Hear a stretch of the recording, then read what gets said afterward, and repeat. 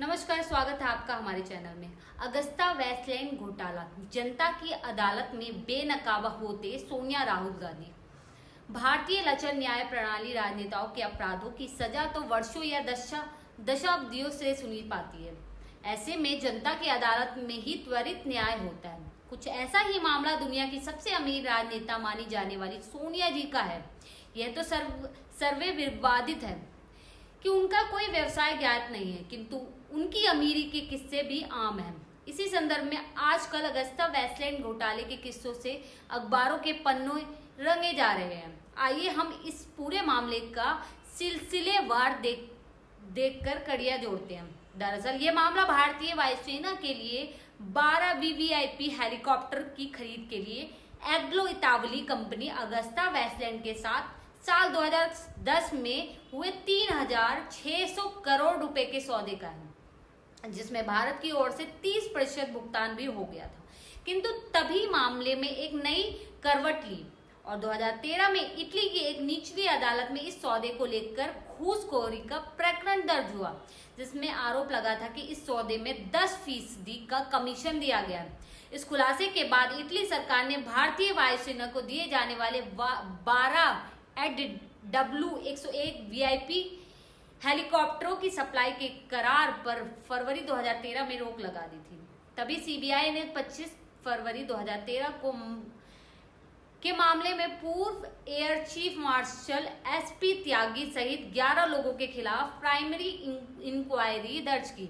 सबूत मिलने पर 13 मार्च को एसपी त्यागी और उनके 3 भाइयों जूली डॉक्सा और संजीव त्यागी भी नाम है समेत 13 लोगों के खिलाफ एफआईआर दर्ज हुई। स्वाभाविक है कि भारत की राजनीति में भी इसके बाद भूचाल आ गया था। मजबूर होकर भारत सरकार ने इस करार को जनवरी 2014 में रद्द कर दिया, अर्थात मामले के खुलासे को भी पूरे 1 वर्ष बाद। लेकिन इसके बाद सबसे ज्यादा हंगामा तब खड़ा हुआ जब दिसंबर 2016 में इटली की अदालत ने अगस्ता वेस्टलैंड और फिनमैन कनिक के पूर्व चीफ गिसेपी ऑर्सी, ब्रूनो स्पेगनोलिनी और विचोलिए क्रिश्चियन मिशेल समेत सभी आरोपियों को दोषी करार दिया। इस मामले में वेस्टलैंड के पूर्व शीर्ष अधिकारी को गिसेपी ऑर्सी को 4.5 साल और ब्रूनो स्पेगनोलिनी का 4 साल की सजा सुनाई गई थी। इटली की मिलान कोर्ट ने ऑफ अपील से फैसले में माना था कि डील में भ्रष्टाचार हुआ था। कोर्ट ने 225 फैसले का पेज का फैसला सुनाया था। इटली की न्यायिक में अगस्ता वेस्टलैंड को लेकर चले मुकदमे में यह तथ्य भी सामने आया है कि 2010 में अगस्ता के साथ जॉइंट वेंचर के लिए भारतीय सहयोगी के रूप में टाटा की इंडिया रोटरक्राफ्ट का चुनाव भारतीय सार्वजनिक उद्यम हिंदुस्तानी एरोनॉटिक्स लिमिटेड की अनदेखी करके किया गया था। टाटा के इस कार्य में तत्कालीन रक्षा सचिव विजय सिंह ने मुख्य भूमिका निभाई थी। पारितोषिक के रूप में विजय सिंह को सेवानिवृत्त होने के बाद टाटा सन्स का निर्देशक बनाया गया। यह तथ्य इटली के न्यायालय में भारतीय उद्योगपति साइरस टाटा की गवाही में सामने आए थे। वहां साइरस मिस्त्री ने अगुस्ता घोटाले में रक्षा सचिव विजय सिंह की भूमिका का रहस्य उद्घाटन किया था। हालांकि उसके बाद इटली में यह प्रकरण वहां के सर्वोच्च न्यायालय में गया था। वहां से वापस निचली अदालत में पुनः विचार के दौरान सबूतों के अभाव की बात कहकर आरोपियों को दोष मुक्त भी करार कर दिया गया। संभव है कि इसके पीछे मुख्य कारण अपने देश की विश्व पटल पर हो रही थुक्का फजीयत से बचाने के लिए हो। किंतु भारतीय सीबीआई को न्यायालय ने मामले में संबंधित जो कागजात सौंपे थे उनकी रहस्य पर से पर्दा उठा। अभी चलिए क्रिश्चियन मिशेल को भारत लाया गया। मिशेल के भारत आते ही कांग्रेस की घबराहट तब सामने आई जब युवा कांग्रेस के नेता अल्जो जोसेफ उनके वकील बने। हंगामा हुआ और मरता क्या ना करता की तर्ज पर जोसेफ को कांग्रेस की सदस्यता से मुक्ति देनी पड़ी। प्रारंभ में मिशेल को सीबीआई हिरासत में भेजने जाने पर जो तथ्य सामने आए उनको कांग्रेस की बेचैनी को बढ़ा दी। जैसे कि मिशेल के पत्रकारों की विवेचना करने पर यह बात सामने आई। उनमें राहुल गांधी के लिए इटालियन मां का पुत्र आगामी प्रधानमंत्री शब्दों का प्रयोग किया गया और कल जब जब ये समाचार कोर्ट ने एनफोर्समेंट डायरेक्टर के निवेदन को स्वीकार करते हुए अगुस्ता वीवीआईपी हेलीकॉप्टर घोटाले में बिचौलियों की भूमिका निभाने वाले क्रिश्चियन मिचेल की हिरासत 7 दिन के लिए बढ़ा दी थी। तभी से कांग्रेस की हालत विक्षिप्त जैसी हो गई थी। उन्हें माना सांप सूंघ गया और न्यायालय ने ईडी की प्रार्थना को स्वीकार करते हुए मिचेल की हिरासत को 7 दिन के लिए बढ़ाया। लेकिन साथ में मिचेल के वकील को लेकर भी निर्देश दिया कि न्यायालय ने मिचेल और उसके वकील के लिए मुलाकात का जो समय है वो कम कर दिया है और साथ ही ये आदेश भी दिया है कि मिचेल और उसके वकील के बीच कम से कम 3 फीट की दूरी होनी चाहिए। न्यायालय ने ये कड़ा आदेश इसलिए दिया क्योंकि ईडी का आरोप था कि मिचेल का वकील रिश्वत लेने वाले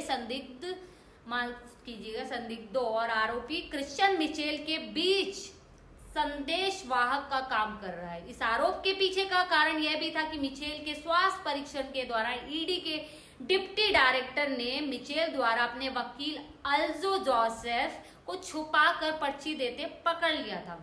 जब अल्जो जोसेफ की तलाशी में वह पर्ची पकड़ी गई तो उसमें मिचेल से सोनिया गांधी से संबंधित जो सवाल पूछे गए उसका आलेख कुछ इस तरह था। न्यायालय ने इस मामले की गंभीरता को समझते हुए मुलाकात का समय कम और मिलने पर न्यूनतम दूरी 3 फीट निर्धारित की थी।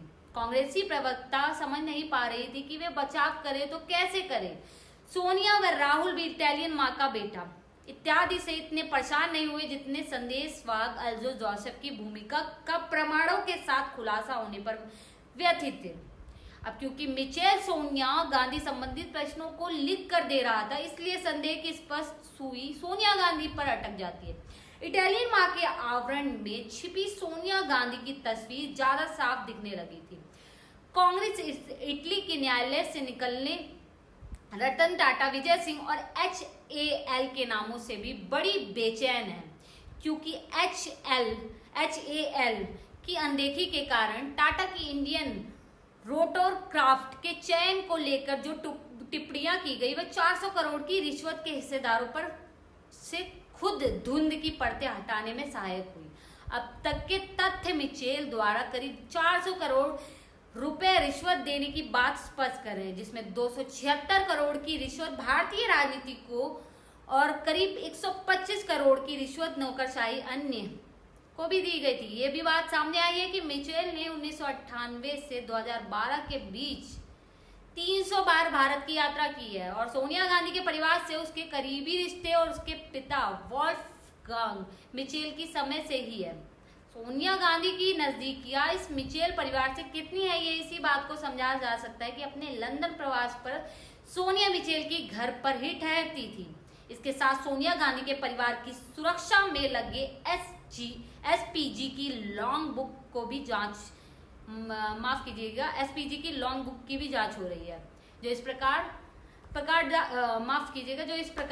डाल सकती है। 10 जनपद पर मिचेल कब मेहमान बने थे। भारतीय न्यायालय सोनिया और उसके पुत्र राहुल गांधी कभी अपराधी मानेगी अथवा नहीं ये तो समय ही बताएगा, लेकिन ये तय है कि गांधी परिवार जनता की अदालत में तेजी से बेनकाब हो रही है।